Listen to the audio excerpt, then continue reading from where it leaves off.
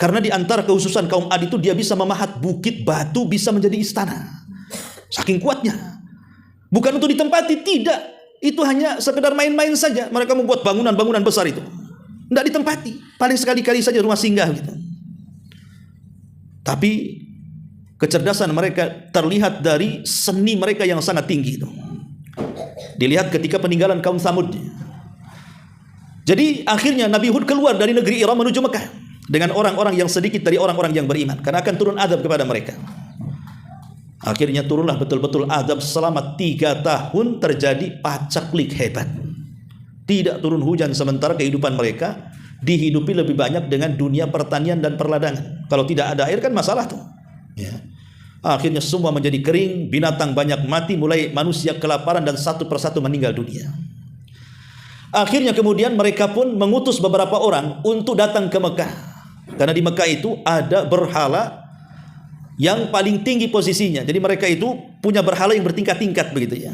Lah yang paling sakti itu berhala yang ada di Mekah katanya. Berangkatlah orang-orang ini ke Mekah menemui berhalanya. Ketika sampai di Mekah mereka pun datang ke berhalanya dan meminta agar berhala mereka menurunkan hujan. Akhirnya Allah Subhanahu wa taala membuat suara dari langit bahwa permintaan mereka diterima. Inilah istidraj namanya. Bahwa mereka suruh pulang sebentar lagi akan dikirim awan. Sebelumnya suara itu menawarkan, kira-kira kalau aku kirim awan kepada kalian warnanya yang mana? Yang putih, yang merah atau yang gelap gulita? Mereka mengatakan, ya tentu yang gelap itu yang banyak airnya. Kirimkan saja awan yang gelap katanya. Pulang tuh kaum Ad ke kaumnya, ke Iram. Selang beberapa hari dari kedatangan mereka dari Mekah meminta hujan kepada berhalanya, tiba-tiba datang dari kejauhan awan yang sangat hitam kemudian memenuhi negeri Iram. Ya.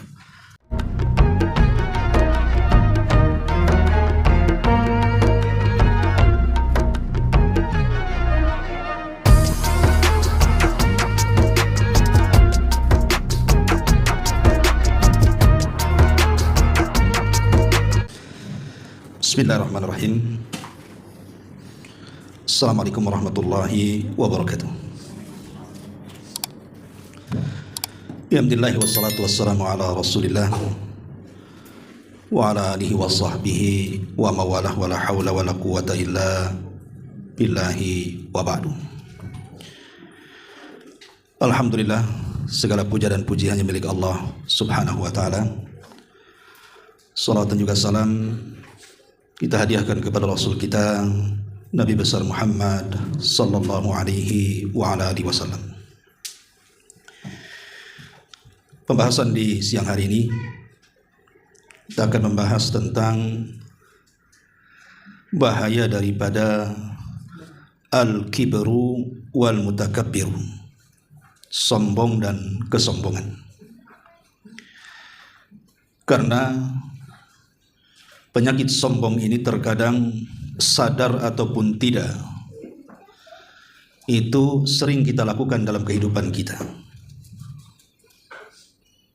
Anehnya karena tidak paham, terkadang perkara-perkara yang kita lakukan yang kita anggap bukan kesombongan, itu pula merupakan kesombongan. Ma'asyiral muslimin wal muslimat rahimakumullah. Kita tahu bahwa saat kiamat dibangkitkan, maka seluruh makhluk akan binasa. Baik langitnya, buminya atau alam semestanya, maka akan dihancurkan Allah Subhanahu wa taala. Bahkan seluruh makhluk yang berakal atau yang tidak berakal yang Allah ciptakan, semua akan dihancurkannya. Apakah itu malaikat, apakah itu jin, bahkan seluruh manusia. Disitulah Allah Subhanahu wa taala menampakkan kesombongannya dan mengatakan, Anal Malik, aina mulukud dunya.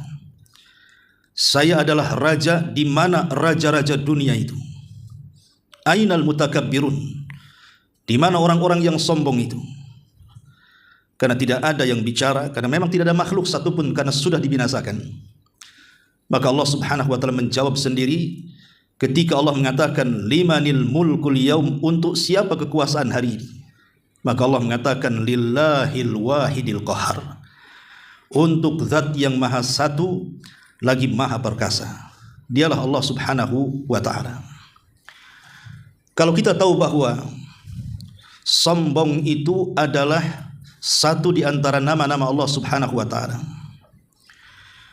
bahkan Allah Subhanahu wa ta'ala sampai berfirman dalam hadis qudsi bahwa al-kibriya'u ridai, sombong itu adalah jubahku, kata Allah. Wal azamatu izari, dan keagungan itu adalah pakaianku. Faman naza'ani wahidan minhuma, maka siapapun yang mencabut salah satu dari keduanya dariku, kata Allah, adkhaltuhu jahannam, kumasukkan ia ke dalam jahannam. Berarti kita tahu bahwa yang berhak sombong itu adalah Allah. Kita tidak berhak untuk sombong. Justru harusnya ketika kita memaknai atau memahami nama-nama Allah Subhanahu wa ta'ala Al-Mutakabbir, bahwa satu-satunya zat yang boleh sombong adalah Allah, maka kita harus berakhlak kebalikannya. Karena kita selaku makhluk, maka kita harus mutawadhi, menjadi makhluk yang rendah diri. Ma'asyiral muslimin wal muslimat rahimakumullah. Dijelaskan dalam sebuah hadis yang dikeluarkan dari Imam Muslim dan juga Bukhari dalam hadis Abi Hurairah radhiyallahu anhu. Nabi sallallahu alaihi wasallam bersabda, "Ihtajatin naru wal jannatu." Satu hari surga dan neraka pernah berdebat. Faqalat, "Hadhihi yadkhulunil jabbaruna wal mutakabbirun." Maka yang pertama bicara adalah neraka. Kata neraka, "Aku disiapkan untuk orang-orang yang sombong lagi aku." Wa qalat, kemudian berkata surga, "Hadhihi yadkhuluni ad-du'afa wal masakin." Kata surga, akan dimasukkan ke dalamku orang-orang yang lemah dan orang-orang yang miskin. Faqala Allah azza wa jalla, maka Allah Subhanahu wa ta'ala berfirman, "Li hadhihi anta adzabi u'adzibu bika ma asya." Maka kata Allah Subhanahu wa ta'ala berkata kepada neraka, "Engkau adalah azabku." Barangkali Allah mengatakan, "Aku akan mengazab denganmu siapapun yang aku kehendaki untuk diazab." Lalu Allah juga mengatakan kepada surga, "Usibu bika wa qala li hadhihi anta rahmati arhamu bika man asya wa likulli wahidi minkuma mil'uha." Kemudian Allah mengatakan kepada surga, "Engkau adalah rahmatku yang akan aku sayangi denganmu sesiapa saja orang yang ku kehendaki, dan tiap-tiap dari kalian berdua aku akan penuhi dengan penghuni keduanya." Ma'asyiral muslimin wal muslimat rahimani wa rahimakumullah. Lihat bagaimana secara terang-terangan neraka mengatakan, "Yadkhulunil jabbaruna wal mutakabbirun." Akan memenuhi aku, kata neraka, orang-orang yang sombong lagi angkuh. Dari sini kita tahu bahwa kesombongan dan keangkuhan itu terancam dengan neraka. Dan kita tahu bahwa makhluk yang pertama kali sombong siapa? Iblis. Maka siapapun yang sombong setelah iblis, maka pasti ada kaitannya dengan iblis. Siapapun yang sombong dan angkuh setelah iblis, maka pasti ada kaitan dengan iblis, karena dia yang memberikan contoh pertama kali kesombongan. Saat Allah Subhanahu wa ta'ala menciptakan Adam, kemudian Allah Subhanahu wa ta'ala memerintahkan kepada iblis dan seluruh malaikat untuk sujud kepada Adam. Maka malaikat semua sujud, kecuali iblis, kata Allah, "Illa iblis aba wastakbara wa kana minal kafirin." Dia pun enggan sujud, dia pun sombong dan termasuk orang-orang yang rugi, orang-orang yang kafir. Dari sini kita tahu bahwa yang pertama kali penyakit yang muncul di langit adalah al-kibru, kesombongan. Di mana kesombongan ini muncul karena penyakit yang disebut dengan hasad. Kan awalnya iblis itu hasad tuh sama Adam. Dari hasad inilah muncul kesombongan. Maka hati-hati, siapapun yang hasad pasti dia sombong. Karena awal sombong itu dimulai dari hasad. Hasadnya iblis kepada Adam sehingga dia menolak perintah Allah Subhanahu wa ta'ala untuk sujud kepada Adam. Ma'asyiral muslimin wal muslimat rahimani wa rahimakumullah. Baik, kita akan bentangkan tentang masalah sombong ini. Apa sih sombong itu secara istilah? Dijelaskan oleh para ulama. Jadi sombong itu adalah isti'dhamul insani nafsahu, di mana manusia merasa dirinya lebih besar dibandingkan orang lain. Wa istihsanu ma fihi minal fadhaili, dan menganggap dia lebih hebat karena banyak keutamaan yang dimiliki dia dibandingkan orang lain. Wal istihanatu bin nas, kemudian merendahkan orang lain. Wa istisgharuhum, mengecilkan orang lain. Wa tarafu ala man yajibu at-tawadhu lahu, dan mengangkat dirinya kepada orang yang wajib, kepada zat yang wajib harusnya kita merendahkan diri. Itulah makna daripada al-kibru, kesombongan. Jadi sombong itu merasa besar dirinya, orang lain itu kecil bagi dia. Merasa kebaikannya jauh lebih banyak, orang lain itu sedikit kebaikannya dibandingkan dirinya. Dari situ mulai dia merendahkan orang. Dari situ dia mulai mengecilkan orang. Akhirnya sampai kepada at-tarafu, dia merasa tinggi di hadapan zat yang harusnya dia tawadhu, di hadapan Allah Subhanahu wa ta'ala. Itulah sombong. Makanya di zaman Nabi SAW ada seorang sahabat yang makan di hadapan Nabi. Kemudian Nabi SAW mengatakan, kul biyaminik, makan dengan tangan kanan. Dia mengatakan, mastata'tu, aku tidak bisa. Lah, belum dicoba sudah bilang tidak bisa. Harusnya dia coba dulu. Kalau memang tidak bisa makan dengan tangan kanan, barulah dengan tangan kiri. Artinya dia sudah berusaha tapi tak kunjung bisa. Tapi justru orang ini mengatakan di hadapan Rasul, mastata'tu, aku tidak bisa. Maka Nabi SAW langsung mengatakan, idzan mastata'ta abada, kalau begitu engkau tidak sanggup mengangkat tanganmu selamanya. Sejak itu setruk kedua tangannya tidak bisa diangkat. Allah kirim azab secara kes. Kemudian Rasul mengatakan, tidaklah dia mengucapkan seperti itu melainkan karena kesombongan, hendak menentang perintah Rasulnya, yang harusnya dia rendah diri di hadapan Rasulnya, malah dia menyombongkan dirinya. Itu akibat kesombongan, akhirnya mengangkat dirinya di hadapan yang harusnya dia merendahkan diri. Atau contoh yang lain, di zaman Nabi SAW ada para sahabat berkumpul, kemudian menceritakan tentang seseorang yang dikenal ahli ibadahnya, dikenal sujudnya, dikenal rukunya, dikenal baca Qur'annya, dikenal puasanya, dikenal zikirnya, macam-macam ibadah ada pada dia. Dan itu membuat iri sahabat yang lainnya sehingga menjadi bahan pembicaraan. Sampailah berita itu kepada Nabi. Maka Nabi SAW akhirnya berkumpul dengan sahabat-sahabat yang memuji orang yang menurut mereka itu paling ahli ibadah. Sampai satu hari, orang yang dibicarakan itu muncul di masjid. Maka Nabi SAW memperhatikan wajah orang yang dipuji-puji oleh para sahabat karena ibadahnya.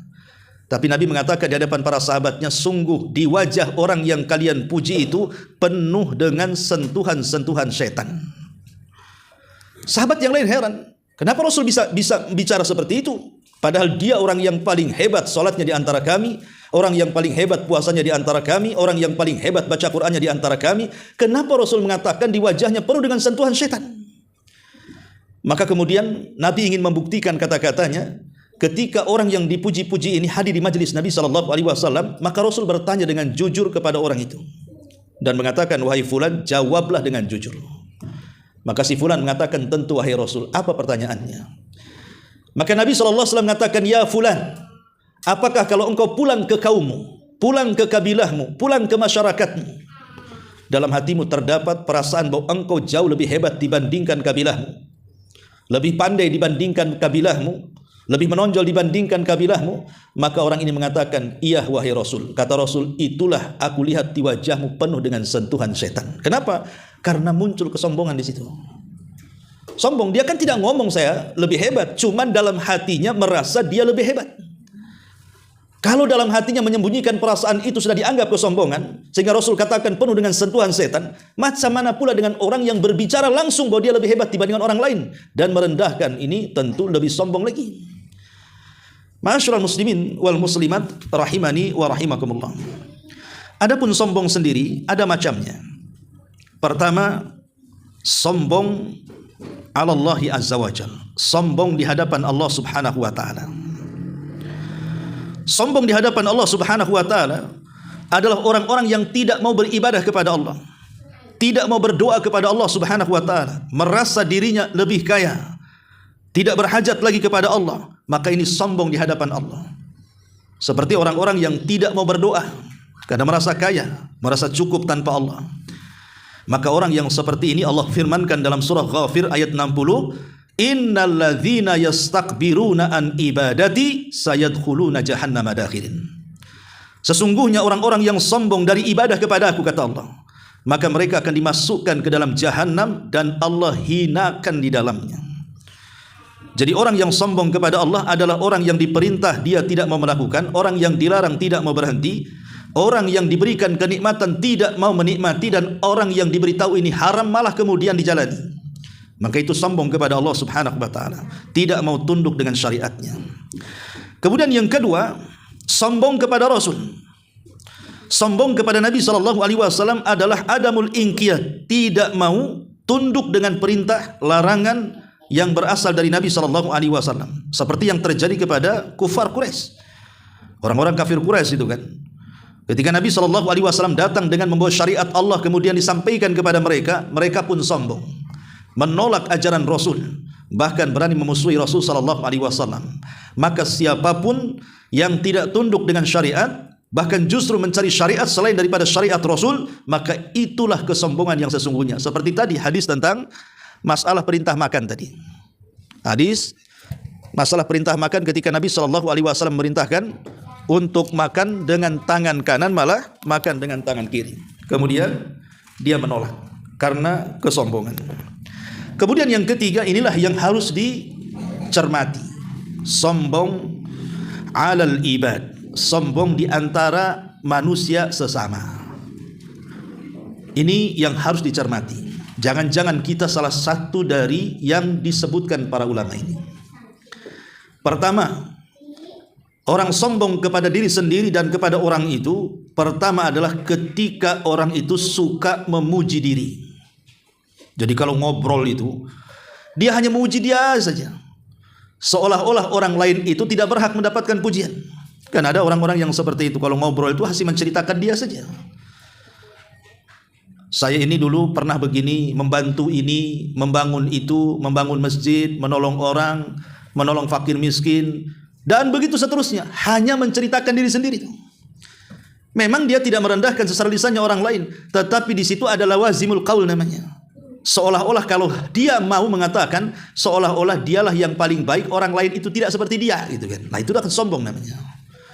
Itu kesombongan. Ketika nampak ada orang kalau ngobrol di sekitar kita itu kok asik membicarakan dia saja, nah itu berhati-hati. Berarti orang ini ada benih-benih kesombongan. Ataupun umpamanya ada dua undangan, yang satu undangan orang kaya, yang satu undangan orang miskin. Kalau datang ke undangan orang kaya itu, belum jamnya saja sudah datang tuh, takut kehabisan mungkin. Ya. Tapi kalau yang datang orang miskin, dia kebayang tuh, paling tempe tahu bakwan. Nah, nanti sajalah kan itu. Telat-telat pun tidak apa-apa, itu juga makanannya katanya. Sudah ketaksir sama saya makanannya apa tuh. Lah ketika kemudian orang yang seperti ini memilah-milah undangan, Nabi itu siapapun yang mengundang dia pasti datang, kalau memang tidak ada yang menghalangi atau tidak ada uzur. Maka kalau seseorang hanya memilah-milih, ini undangan orang kaya, ini undangan orang yang mungkin memiliki kedudukan di masyarakat, kita lebih datang, mungkin juga pakaiannya juga berbeda tuh. Kalau undang orang kaya, pakaian yang paling bagus dia pakai, tas yang paling branded dia pakai, sendal-sendalnya juga dilihat. Tapi kalau orang miskin, biaran sajalah, bisa nanti sambil jalan ke sana mampir sebentar. Lah ini kesombongan. Padahal kita tahu bahwa walimah yang dihadiri hanya orang-orang kaya itu adalah seburuk-buruk walimah. Kalau Anda melakukan acara walimatul arus, pernikahan, ya mungkin anak kita atau saudara kita atau mungkin kerabat kita, yang banyak hadir itu orang-orang kaya dan tidak ada orang miskinnya, maka itu alamat bahwa makanan yang dimakan itu seburuk-buruk makanan. Ya. Jadi makanan yang dimakan adalah seburuk-buruk makanan. Ini contoh yang kedua. Ya. Ataupun contoh yang ketiga, seseorang berpaling ketika ada saudaranya mengucapkan salam. Jadi ada saudaranya mengucapkan salam, Assalamualaikum. Akhirnya dia tidak mau menjawab salam, atau menjawab salam dengan memalingkan kepala, memalingkan wajah. Maka Quran menganggap ini sebuah kesombongan, karena Allah mengatakan wala tusair khaddaka linnas. Jangan kau palingkan wajahmu dari manusia. Siapapun yang salam kepada kita, apakah yang salam itu orang miskin, orang kaya, rakyat atau pejabat, siapapun selama dia muslim mengucapkan salam, maka kita wajib untuk menjawab salam dan jangan memalingkan pipi ke arah lain.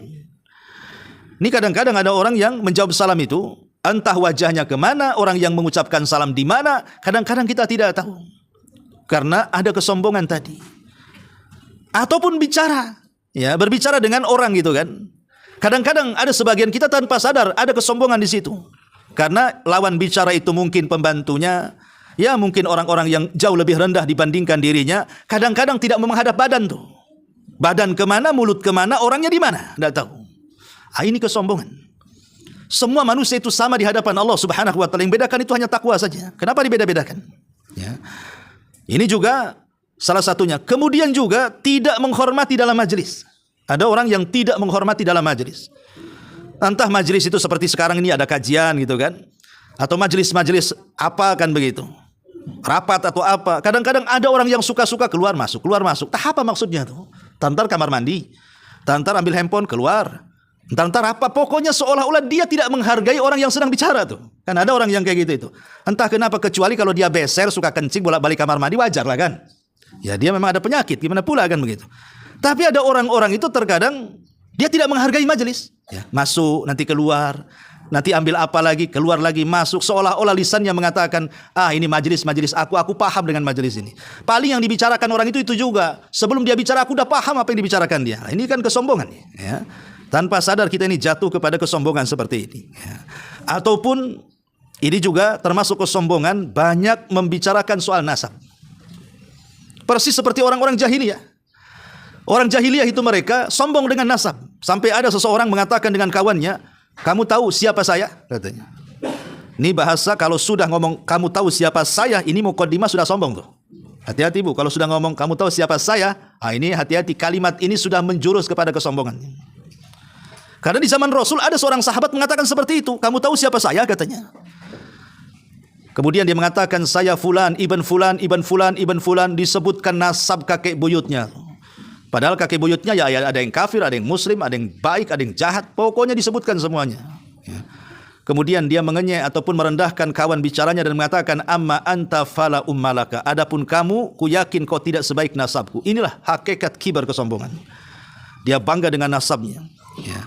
Makanya di zaman seorang ulama, Malik ibn Dinar, rahimahullahu ta'ala, pernah menegur Muhallib ibn Sufrah. Jadi Muhallib ibn Sufrah itu gubernur Basrah, merangkap sebagai jenderal perang. Jadi saat dia hendak menggerakkan pasukannya, dia berjalan dengan membusungkan dada, persis di hadapan Malik ibn Dinar, seorang alim di zaman itu. Jadi Malik ibn Dinar ini mengatakan kepada Muhallib ibn Sufrah ini, wahai fulan, janganlah berjalan seperti itu, maksudnya membusungkan dada, karena jalan seperti itu adalah jalan penduduk neraka. Ya. Tiba-tiba tidak terima nih Muhallib ibn Sufrah ini, karena dia merasa gubernur, dia juga jenderal perang. Dia langsung melirik orang yang menegurnya, Malik ibn Dinar, dan mengatakan, ala ta'rifuni, kok ngomong gitu, kok nggak tahu siapa saya? Nah, dimulai di sini. Ya. Kok nggak tahu siapa saya ya, katanya. Ngomong kok sembarangan, katanya. Tapi Malik ibn Dinar karena dia seorang alim, dia tenang saja bicara. Dia mengatakan, bal a'rifuka haqqal ma'rifah, bahkan aku tahu siapa kamu, katanya. Aku tahu loh siapa kamu, katanya.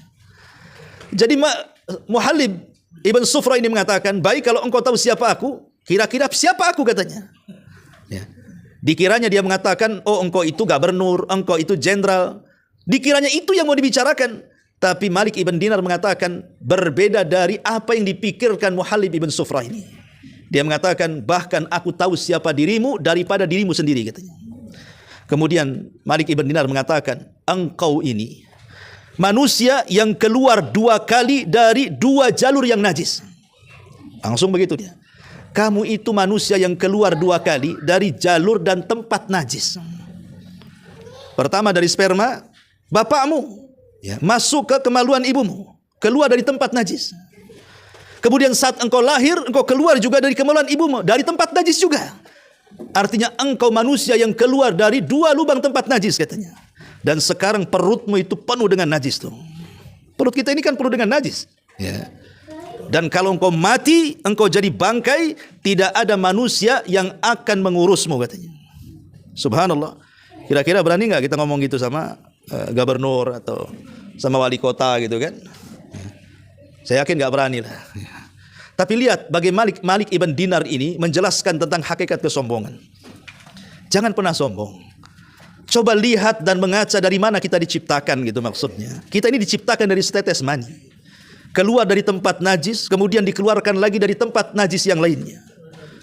Kemudian setelah kita keluar dipenuhi perut kita dengan najis. Dan kalau mati tidak diurus orang, 2-3 hari menjadi bangkai bau. Tidak ada orang yang dekat dengan kita juga kok. Lah dari situlah pentingnya kita merenungkan bahwa sombong itu sifat tercela dalam agama.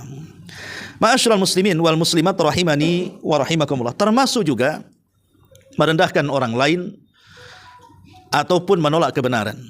Dahulu Nabi SAW ketika menceritakan tentang wasiat Nuh kepada putranya, salah satu wasiat Nuh kepada putranya adalah wa anhaka an isnataini anisyirki wa anil kibri. Kularang kepadamu hai putraku, kata Nuh, jangan jatuh kepada kesyirikan dan jangan jatuh kepada kesombongan. Sahabat ketika mendengar wasiat Nuh yang dibacakan Rasul, bahwa Nuh melarang kepada putranya jangan syirik dan jangan sombong, sahabat mengatakan, ya Rasulullah, amma syirku fa'alimna. Adapun kesyirikan kami sudah tahu. Wa mal kibru, lalu apa itu sombong? Apakah Rasul kalau seandainya nih saya punya sandal yang cantik, yang bagus, yang bermerek, kemudian saya pakai, itu bagian daripada kesombongan? Kata Rasul, la, tidak, karena sombong itu bukan di sandal. Ya. Apakah kalau seandainya saya membeli baju yang sangat mahal, yang sangat bagus, yang sangat indah saya pakai, itu bagian daripada kesombongan? Kata Rasul, la, bukan, karena sombong tidak ada di pakaian. Kemudian orang ini mengatakan, ya Rasul, kalau bagaimana kalau saya membeli kendaraan yang mewah, harganya mahal, yang indah, kemudian saya pakai, apakah itu bagian daripada kesombongan? La, bukan, karena sombong itu bukan di kendaraan. Lalu apa itu sombong, wahai Rasul? Maka Rasul mengatakan sombong itu adalah batrul haq wa ghamdun nas. Ketika seseorang menolak kebenaran, ataupun ketika seseorang merendahkan orang lain, barulah di situ letak kesombongannya. Terkadang kita ini, contoh umpamanya, kita karena sudah merasa hijrah, sudah lama ya, mama ini sudah merasa hijrahnya lama, ya kalau di pengajian itu seniornya lah kan itu. Ya, karena mungkin sudah pakai hijab, sudah resmi lah hijabnya, pakai niqab dan macam-macam, atributnya sudah lengkap lah. Ya. Datang pula orang-orang junior yang mungkin ya baru ngaji gitu ya. Boleh jadi mungkin junior ini ingin menasihati, mungkin ada perkara-perkara yang kurang serak bagi dia.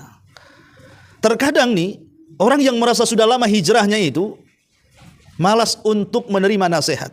Bahkan cenderung mengatakan apa? Ah, kamu itu baru ngaji saja sudah nasihati saya. Saya sudah 10 tahun. Nah, ini sombong ini. Ya. Lah ini kata-kata ini sadar ataupun tidak ini sombong. Gak usah ngajari saya lah, saya sudah ngaji lama katanya. Kan sombong orang kayak gini. Ya.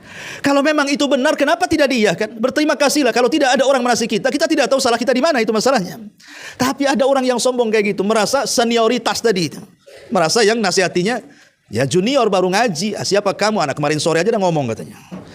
Harusnya kita perhatikan pembicaraannya baik atau tidak kan begitu. Lah itu namanya menolak kebenaran. Ya, itu hati-hati, itu bagian daripada kesombongan. Ataupun ghamdun nas, meremehkan orang lain. Dan ini yang paling banyak di masyarakat itu meremehkan orang lain. Dan tentu meremehkan orang lain tadi diakibatkan karena ada dua unsur, ada kedengkian dan ada hasad biasanya. Orang yang suka meremehkan orang itu kan ada hasad di hatinya. Karena ada hasad, ada dengki, akhirnya merendahkan orang, menjelek-jelekan orang, memburuk-burukan orang karena hasadnya. Dan ini paling banyak sekali dalam muamalah kehidupan kita yang seperti ini. Taib, ma'asyiral muslimin wal muslimat rahimani wa rahimakumullah. Ini contoh-contoh sombong yang berkaitan dengan hamba-hamba dan banyak lagi contoh-contoh yang lainnya. Tapi yang jelas bahwa kesombongan ini ada sebabnya. Kenapa orang itu bisa sombong itu? Kenapa? Kok bisa sombong itu? Pertama, al-jahlu billahi, karena kejahilan kepada Allah. Dia jahil kepada Allah Subhanahu wa taala sehingga menimbulkan kesombongan.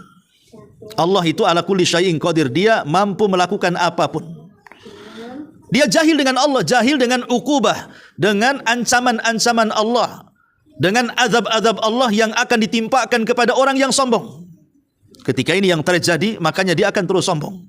Tapi orang yang tahu Allah, bagaimana azabnya, bagaimana ngerinya, bagaimana nerakanya, bagaimana ancamannya. Kalau saya sombong nanti pada hari kiamat, kata Rasul, akan dibentuk seperti semut yang berseok-seok di depan kaki-kaki raksasa.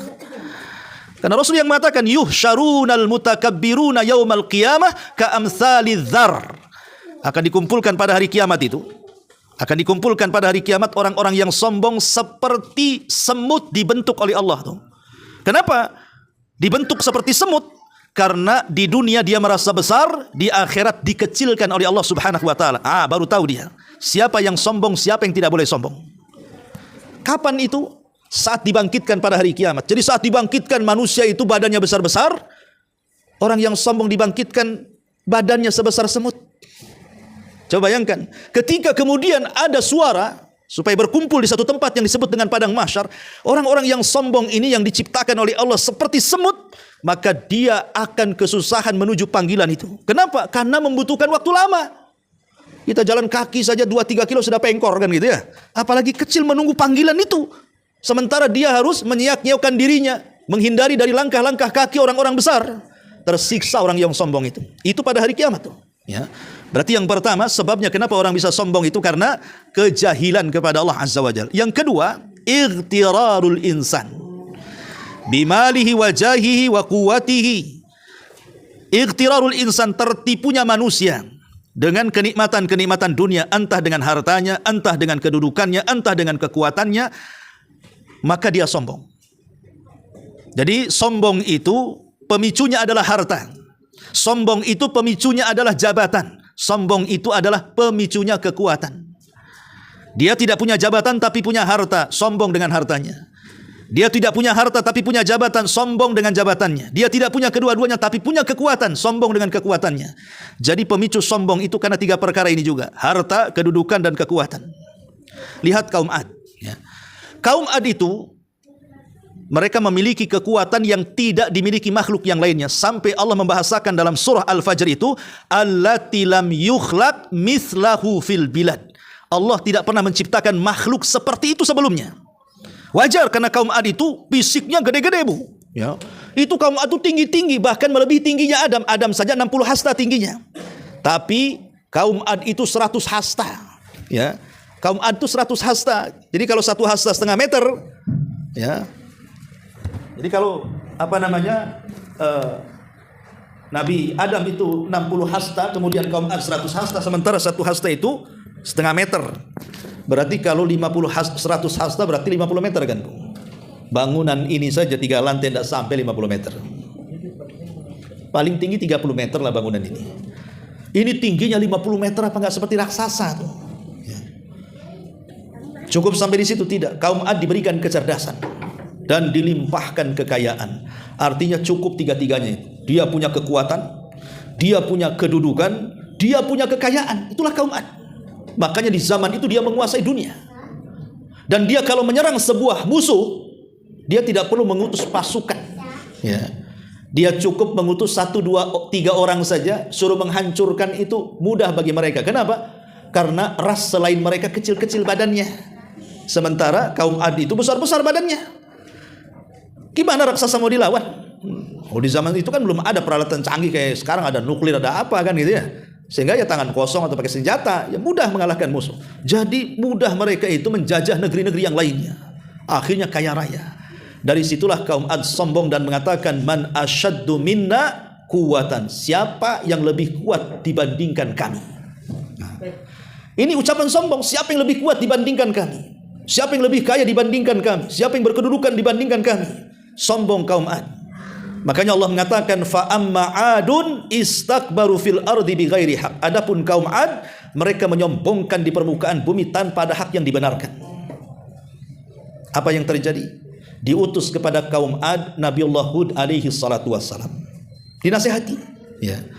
Tapi kaum Ad tidak menerima nasihat Hud. Justru Nabi Hud ditolak dan diingkari. Sampai akhirnya mereka pun meminta didatangkan azab kepada Nabi Allah Hud. Bayangkan, nantang Allah dan mengatakan, Hud, kalau engkau memang seorang nabi, datangkan coba azab Allah, azab Tuhanmu itu benar tak enggak, katanya. Bayangkan, berani tuh meminta kepada seorang nabi supaya mendatangkan azab. Allah kok ditantang. Siapa yang bisa nantang Allah?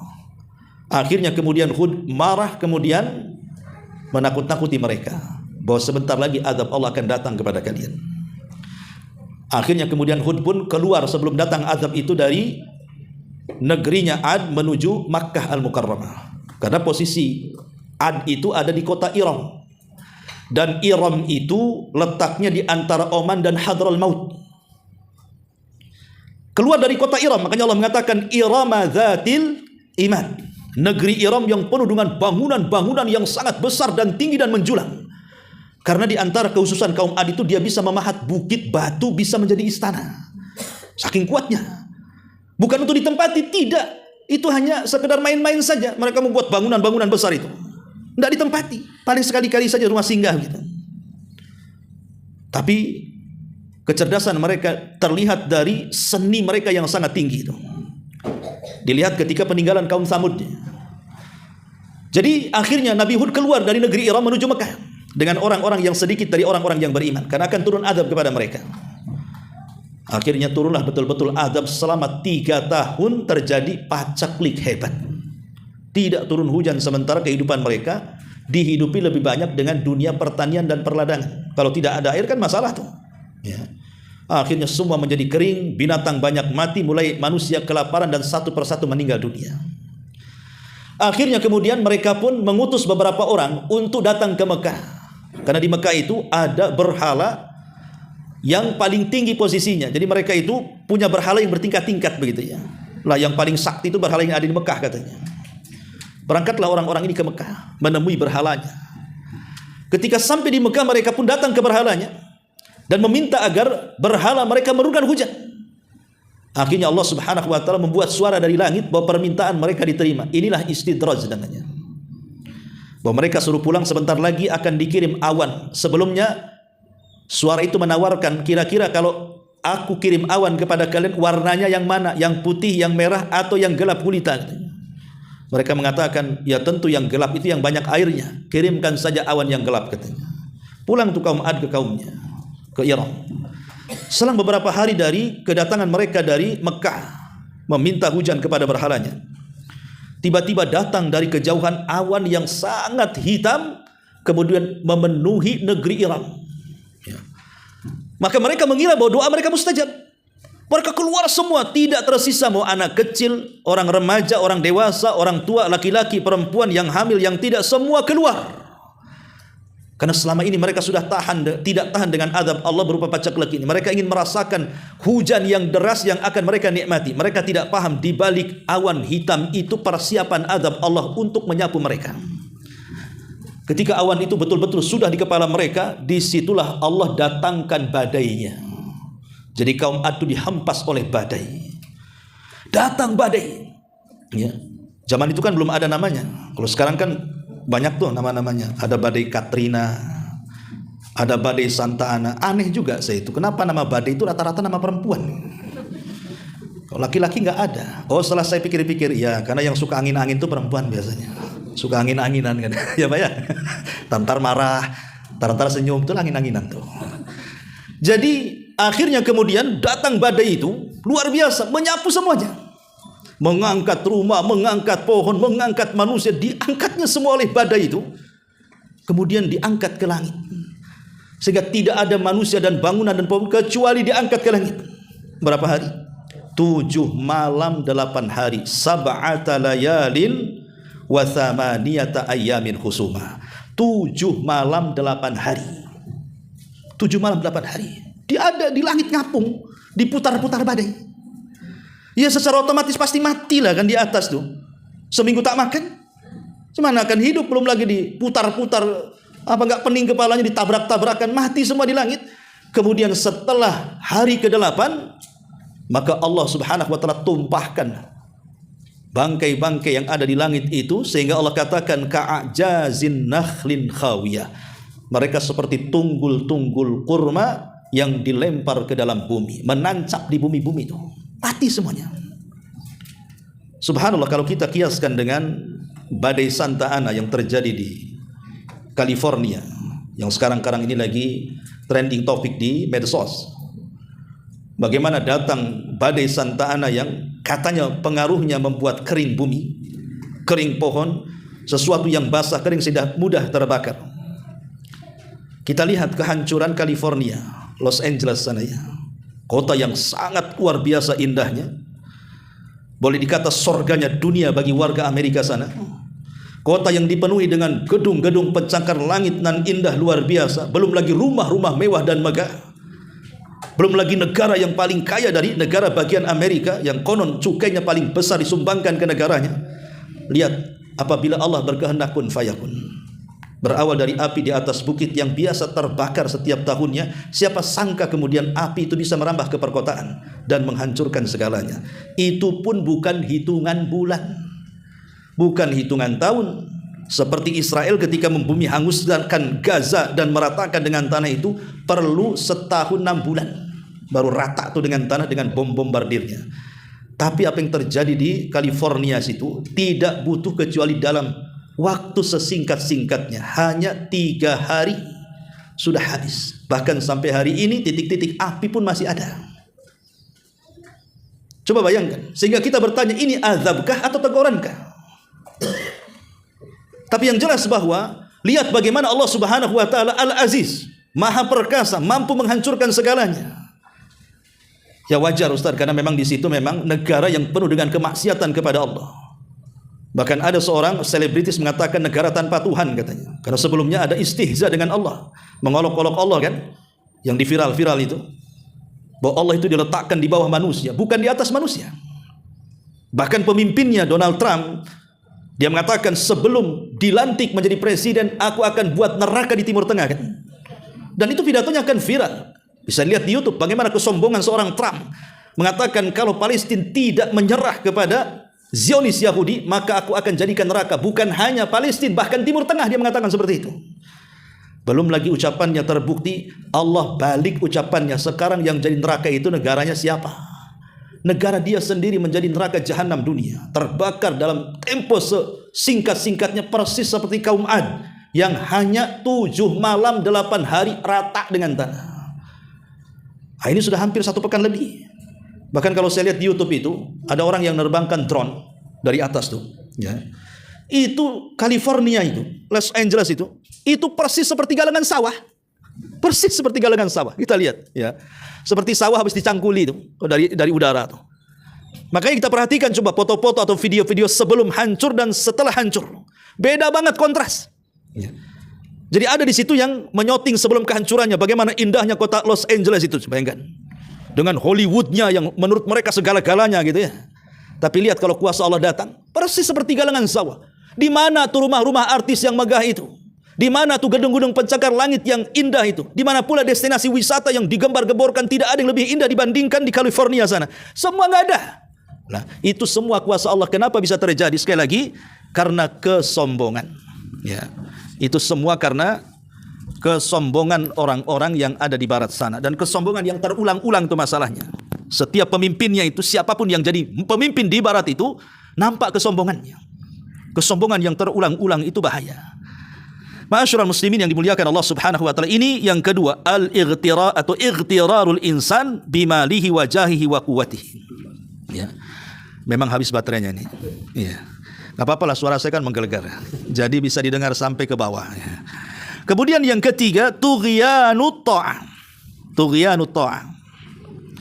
Mereka melampaui batas dari ketaatan kepada Allah Subhanahu wa taala. Ini akibat sombong juga, melampaui batas dalam ketaatan. Harusnya taat itu diberikan kepada Allah, diberikan pula kepada selain Allah. Contoh umpamanya Fir'aun. Fir'aun ini, dia berkonspirasi dengan Haman, perdana menterinya. Karena Fir'aun sendiri tahu dia bukan Tuhan, tapi dia ingin dipertuhankan, itu masalahnya. Dan ngaku Tuhan di hadapan rakyatnya. Akhirnya apa? Membuat konspirasi dengan gubernurnya namanya Haman. Salah satu konspirasinya adalah Haman ini kan gubernur setia. Haman pun tahu Fir'aun bukan Tuhan. Ya. Tapi Haman pun sudah tahu Fir'aun bukan Tuhan, hanya karena ingin supaya kedudukan dia tetap berada di situ. Jadi kedudukan Haman itu supaya tidak dipecat lah bahasanya. Akhirnya dia menjilat penguasa. Jadi menjilat Fir'aun si Haman itu. Jadi membuat semacam konspirasi sandiwara supaya betul-betul rakyat Mesir itu betul-betul menganggap Fir'aun itu Tuhan. Dengan cara apa? Allah mengatakan kisahnya dalam Quran. Berkata Fir'aun kepada Haman, "Ya Haman, ibni li sarha. La'alli attali'u ila ilahi Musa wa inni la'adhunnuhu kadhiba." Wahai Haman, kata Fir'aun, buatkan untukku bangunan tinggi atau menara pencakar langit. Kalau bisa menara ini sampai menembus pintu-pintu langit, kata Fir'aun. Aku ingin lihat di mana Tuhannya Musa itu, katanya. Sombong tidak? Dia mau nyari Tuhannya Musa di langit. Ya. Untuk apa melihat Tuhannya Musa? Kalau ketemu, kubunuh Tuhannya Musa. Supaya dialah satu-satunya Tuhan yang maha tinggi. Karena Tuhannya Musa yang tinggi sudah kubunuh, sehingga akulah Tuhan yang paling tinggi. Makanya Fir'aun mengatakan apa? Ana rabbukumul a'la. Sayalah Rabb kalian yang paling tinggi. Akhirnya Haman pun membuat menara tinggi sekali. Kemudian setelah menara itu jadi dengan romusanya, pekerja-pekerja paksa dibuat menara itu. Kan itu keinginan Fir'aun di zamannya. Dia ingin membuktikan bahwa dia Tuhan. Dibuat menara itu entah berapa tahun lamanya sampai jadi, melambung sampai ke langit. Kemudian Fir'aun dan Haman merencanakan konspirasi ketuhanan. Dia pun menyediakan daging, potongan daging yang sudah dilumuri dengan darah. Kemudian diletakkan di bangunan yang paling tinggi, diikat. Kemudian disiapkan busur dan juga anak panah dari bawah. Maka masyarakat Mesir dikumpulkan untuk menyaksikan eksekusi Tuhannya Musa, katanya. Sambil memegang panah dan busurnya dilesatkan ke langit, rakyat Mesir bisa dibodoh-bodohi Fir'aun. Padahal sudah direncanakan bahwa panah itu akan melesat kemudian menancap di potongan daging yang ada di atas yang sudah digantung oleh Haman itu, kemudian dijatuhkan. Seolah-olah Fir'aun berhasil memanah anggota badan Tuhannya Musa. Maka daging itu kemudian dijatuhkan persis di hadapan masyarakat Mesir dengan penuh dengan darah. Lihat, kata Fir'aun, aku sudah membunuh Tuhannya Musa. Rakyat Mesir dibego-begoin sama Fir'aun. Ya, bayangkan.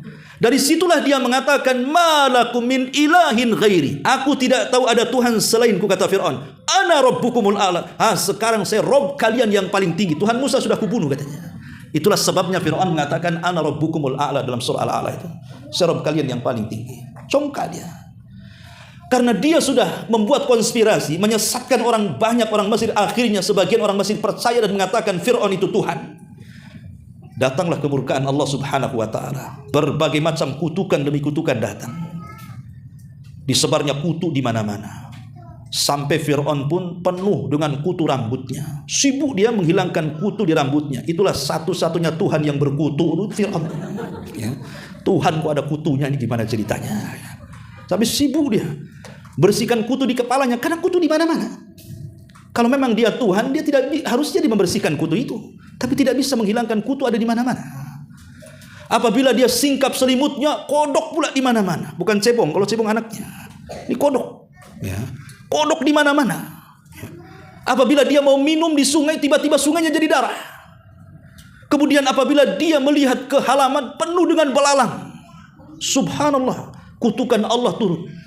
Kalau memang Fir'aun Tuhan, harusnya dia bisa menghilangkan itu. Malah kemudian datang kepada Nabi Musa dan mengatakan, ya Musa, berdoalah kepada Tuhanmu. Lah katanya sudah dibunuh Tuhannya Musa. Kenapa sekarang minta supaya Musa berdoa kepada Tuhannya agar dihilangkan? Akhirnya betul-betul dihilangkan. Gak percaya juga, masih juga ngaku Tuhan. Dasar Fir'aun. Ya. Akhirnya kemudian Nabi Musa pun melihat Bani Israel kayaknya tidak bisa lama di Mesir. Harus dibawa ke tempat lain supaya tidak terpengaruh dengan ajaran Fir'aun dan juga masyarakat Mesir. Hijrahlah Musa dengan Bani Israel. Dikejar sama si Fir'aun dan bala tentaranya. Ketika sampai di lautan, bingung di Bani Israel ini. Ini jalan buntu ini. Balik tak bisa karena tentara Fir'aun sudah ada di belakang mereka. Mereka mengatakan, wa inna lamudrakun. Wahai Musa, mereka sudah melihat kita, bagaimana kita ini nasibnya? Tapi Musa ingin menyadarkan Bani Israel bahwa Tuhan kita ini jauh lebih kuat dibandingkan dibandingkan Fir'aun dan bala tentaranya. Sehingga Musa mengatakan, Inna ma'iya Rabbi sayahdin. Tenang, jangan khawatir. Kebersamaan kita dengan Allah, Zat yang maha kuat dan kokoh itu pasti akan menunjukkan jalannya. Dari situlah datang mukjizat Allah kepada Musa agar Musa memukulkan tongkatnya sehingga terbelahlah lautan menjadi 12 jalan. Karena 12 kabilah. Maka Musa mengatakan, melintaslah kalian segera. Akhirnya semua Bani Israel melintas lautan itu. Ketika mereka sudah sampai di penghujung lautan, rupanya Fir'aun mengejar. Dan ketika sampai di tengah-tengah lautan, sementara Bani Israel dan Musa sudah di pinggir lautan, disitulah Allah perintahkan lautan untuk menenggelamkan Fir'aun. Akhirnya Fir'aun pun tenggelam. Lihat bagaimana Tuhan bisa tenggelam. Itulah Fir'aun. Inilah diantara uraian, walaupun masih banyak karena sudah setengah 12. Mudah-mudahan ada manfaatnya. Sebelum saya tutup, 1-2 pertanyaan silakan.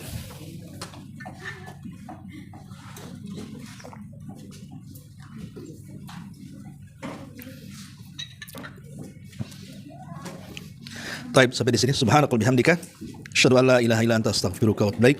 Allahu ta'ala. Assalamualaikum warahmatullahi